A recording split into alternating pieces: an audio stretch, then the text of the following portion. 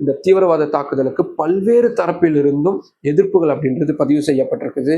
பிரதமர் நரேந்திர மோடி இந்த சம்பவத்துக்கு பின்னணியில் இருக்கக்கூடிய ஒருத்தரையும் நான் விட மாட்டேன் அப்படின்னு அவரு சூழலிச்சிருக்கிறாரு. மத்திய உள்துறை அமைச்சர் அமித்ஷா அவர்கள் உடனடியா ஜம்மு காஷ்மீர் மாநிலத்திற்கு விரைஞ்சிருக்கிறாரு.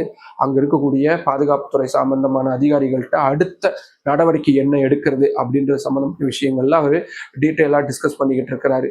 குடியரசுத் தலைவர் திரௌபதி முர்மு இந்த சம்பவம் தனக்கு பெரும் மனவேதனையை கொடுத்திருக்கு அப்படின்னு அவங்களுடைய வருத்தத்தை பதிவு பண்ணியிருக்கிறாங்க. மக்களவையுடைய எதிர்க்கட்சி தலைவராக இருக்கக்கூடிய ராகுல் காந்தி தீவிரவாதிகள் நடத்தி இருக்கக்கூடியது கோழைத்தனமான சம்பவம் அப்படின்னு தனது கண்டனங்களை பதிவு பண்ணியிருக்கிறாரு.